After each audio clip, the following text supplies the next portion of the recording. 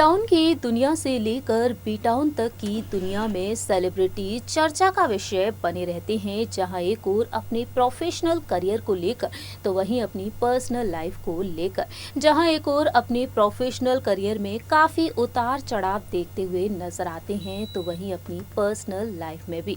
अब तक देखा जाए तो टीवी इंडस्ट्री से लेकर फिल्म इंडस्ट्री तक ऐसे कई सितारे हैं जो गंभीर बीमारी का शिकार हो चुके हैं, जिन्होंने अपनी लाइफ में काफ़ी उतार चढ़ाव देखे हैं, काफ़ी कुछ सहा है और अक्सर देखा जाता है कि कहीं ना कहीं अपने इंटरव्यूज़ में अपने दिल का हाल बताते हुए देखे जाते हैं। हमारे इस प्रोग्राम में आज हम बात करेंगे बॉलीवुड की most popular actress Deepika Padukone के बारे में। दीपिका पादुकोण जो आज के समय में किसी पहचान की मोहताज नहीं है। दीपिका जिन्होंने बॉलीवुड से लेकर हॉलीवुड तक अपनी बेहद खास और अलग पहचान बना रखी है।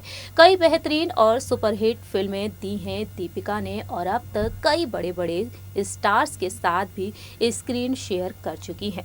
लेकिन क्या आप जानते हैं कि दीपिका पादुकोण जहां एक और ऊंचाइयों तक पहुंची हैं तो वहीं इस सफर में उन्होंने कई उतार चढ़ाव भी देखे हैं, काफी कुछ सहा है दीपिका ने। हमारे इस प्रोग्राम के जरिए हम बात करेंगे दीपिका पादुकोण की जिंदगी के बारे में। Hello friends, welcome to our channel next 9 news. I am your host and दोस्त प्रांशी राठौर। दरअसल एक वक्त ऐसा भी आया था जब दीपिका पादुकोण हिम्मत हार चुकी थी। वह काफी दर्द में थी और धीरे धीरे एक गंभीर बीमारी का शिकार हो गई थी। आइए जानते हैं कि आखिरकार ये बीमारी कौन सी है और किस तरह से दीपिका कई बार अपने दिल के दर्द को छलकाती हुई नजर आई हैं। देखिए हमारी रिपोर्ट। बॉलीवुड से लेकर हॉलीवुड तक अपनी खास पहचान बना रखी है एक्ट्रेस दीपिका पादुकोण ने। दीपिका पादुकोण जिन्होंने अपने फिल्मी करियर में अब तक कई बेहतरीन और सुपरहिट फिल्में दी हैं, अपने शानदार एक्टिंग के लिए जानी जाती हैं। दीपिका पादुकोण सफलता की ऊंचाइयों को छुआ है। सफलता की ऊंचाइयों को छूने के लिए दीपिका पादुकोण ने कड़ी मेहनत की है और इस मुकाम को हासिल किया है। लेकिन क्या आप जानते हैं इस मुकाम को हासिल करने के दौरान दीपिका ने कई उतार चढ़ाव भी देखे हैं। अपनी जिंदगी में काफ़ी कुछ झेला है दीपिका पादुकोण ने। एक वक्त ऐसा भी आया था जब दीपिका पादुकोण डिप्रेशन का शिकार हो गई थी।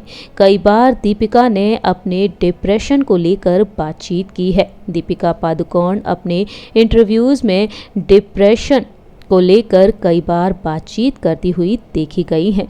दीपिका ने बताया है कि आखिरकार उन्होंने डिप्रेशन को कैसे मात दी, दीपिका पादुकोण कैसे इस बीमारी से लड़ी। हाल ही में दीपिका पादुकोण ने उन पलों को याद करते हुए अपने दिल के दर्द को छलकाया जब Deepika Padukone famous film maker Farah Khan के साथ क्विज शो कौन बनेगा करोड़पति के मंच पर पहुंची।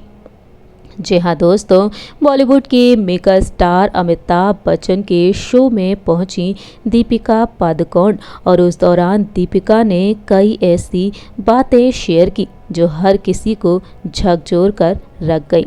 दीपिका ने बताया कि कैसे वह डिप्रेशन का शिकार हो गई थी। दीपिका पादुकोण जो कि मेंटल हेल्थ के लिए काम करने वाली संस्था के लिए फंड के लिए शो में पहुंची और उसी दौरान दीपिका ने डिप्रेशन को लेकर बातचीत की, उस संघर्ष पर खुलकर बातचीत की।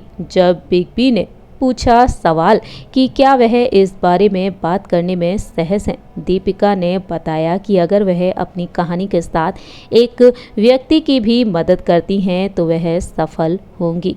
बता दें आपको कि साल 2014 में दीपिका पादुकोण डिप्रेशन जैसी बीमारी का शिकार हुई। दीपिका पादुकोण उन पलों को याद करते हुए झिझक गईं और एक पल के लिए हकलाने भी लगी।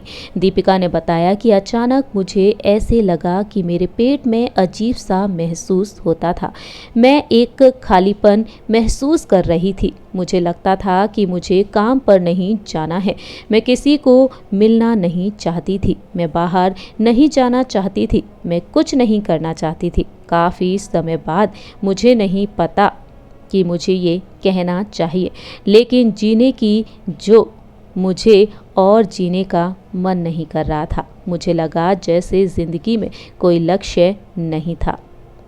दीपिका पादुकोण ने बताया कि वह उस समय के दौरान काफ़ी ज़्यादा रोई थी जब फिल्म हैप्पी न्यू ईयर की शूटिंग कर रही थी। दीपिका ने बताया कि शूटिंग खत्म हो जाने के बाद वह वैन में जाकर बैठ गई और रोने लगी और कहा, मैं खुद नहीं जानती थी कि मैं क्यों रो रही थी या ऐसा क्यों महसूस कर रही थी। और इस तरह से दीपिका ने बताया कि वह कितने दर्द में थी। उस मुश्किल भरे दौर में, उस दर्द भरे दौर में उनके पेरेंट्स उनके साथ थे। वहीं दीपिका की मां उज्ज्वला पादुकोण उनके साथ थी, जिन्होंने एक दिन देखा कि दीपिका का रोना सामान्य से काफ़ी अलग है। दीपिका ने बताया था कि ये मदद के लिए रोना था। दीपिका ने बाद में एक मनोचिकित्सक से कांटेक्ट किया, जिन्हें पता चला कि वह ठीक नहीं है और उन्हें मदद की ज़रूरत है।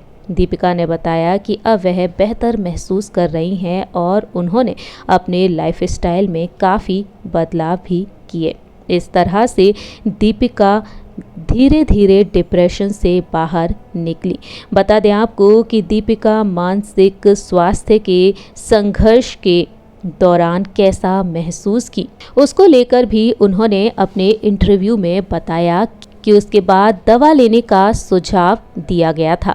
दीपिका ने बताया कि वह प्रतिरोधी थी, उन्होंने दूसरी राय ली। दीपिका ने इस शर्त को स्वीकार कर लिया, उन्होंने परामर्श लिया और साथ ही साथ दवाएं भी लीं और बाद में उन्होंने काफ़ी अच्छा भी फील किया।